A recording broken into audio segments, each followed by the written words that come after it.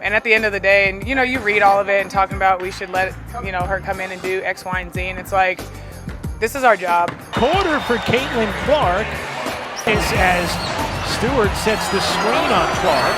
Let me see you go. So let's go ahead and dive right in. As you guys already know, Caitlin Clark is 4 games deep into the season and is going exactly how the non-Caitlin Clark fanatics expected it to go. Waiting for him. I mean, Camilla's coming, Caitlin's coming. There's more than just that are coming. What will the league have in store for them when they get there? Look, SVP, reality is coming. Okay. There's levels to this thing, and that's just life. We all went through it. You look superhuman playing against 18-year-olds, but you're going to come with some grown women that have been playing professional basketball for a long time. But there is going to be a transition period where you're going to have to give yourself some grace as a rookie, and it might take a little bit longer for some people. And so, as you all know, when Diana Taurasi said what she said about Caitlin Clark, a lot of people had an issue with it. A lot of people had a problem with that statement, especially the Caitlin Clark fanatics. And I thought it might have been a little bit of hate myself going on, her being the veteran. I think she's going on almost 20 years playing in the Wnba. I thought it might be a little bit of hate myself when she said it. But after watching Caitlin Clark in these first 4 games, she was right on the money. It's going to take Caitlin Clark a lot longer than people realize. I hear your thoughts about just the whole conversation surrounding Caitlin Clark. Yeah, I mean, listen, you have people that have never spoken to a single player in this league and asked us our thoughts. And you're out here making assumptions based on behalf of these notions that you're creating in your head, these storylines you're creating in your head. And so I don't pay it any mind. Charles Barkley has never talked to any of us. All these people that are on these platforms talking, they've never talked to us. And so for me, it's noise. And at the end of the day, and you read all of it and talking about we should let her come in and do X, Y, and Z, and it's like, this is our job. We show up every day to compete. Every rookie that's come in this league, Breanna Stewart, Jewel Lloyd, myself, Kate Martin, like, it doesn't matter who you are, what rookie you are, bets are coming at your neck. Because we're here to show you, like, this is a grown women's league and this is the best league in the world for a reason. So it doesn't matter who you are as a rookie. I was a 25-year-old rookie when I came in this league.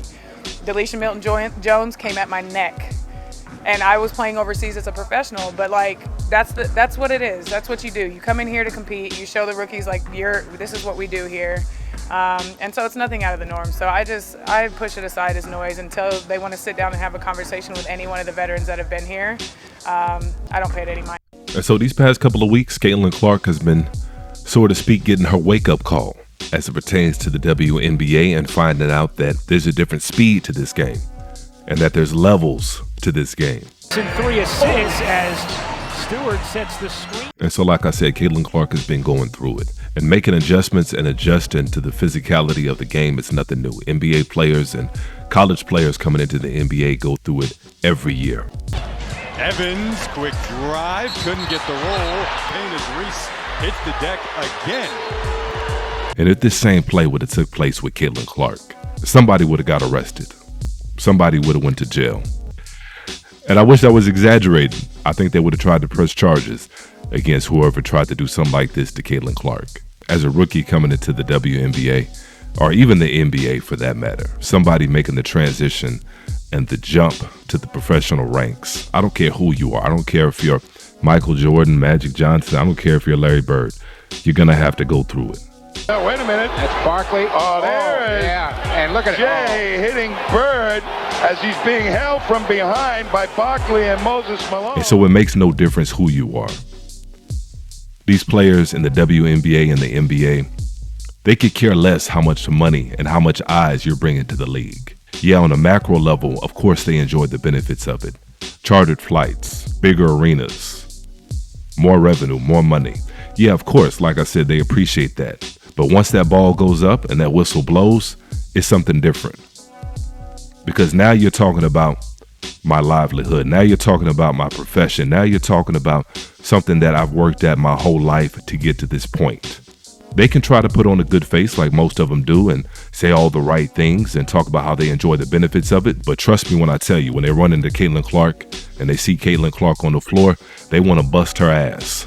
Almost every player out there, especially when you're talking about the best of the best, believes in their heart that they're the best player to ever play the game.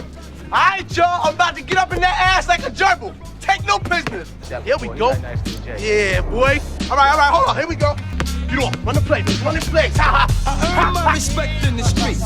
And so a lot of them don't want to have to bow down and kiss the ring. When I see you, show me. That's what it is. When I see you, show me how good you are. I don't want to see college highlights. When we see each other in these WNBA lines, you got to show me. And a matter of fact, you got to show me every time. Not just once, not just twice. You got to show me every time we lace them up. And so Caitlin Clark's got a lot to learn. And she needs to start by learning to control that mouth of hers and to control that temper of hers. And from somebody being from, middle America and having the alleged values that she's alleged to have, she's out studding the studs right now. The studs don't even act as aggressive as Caitlin Clark acts. She's probably the most hot-headed one I've seen out there so far.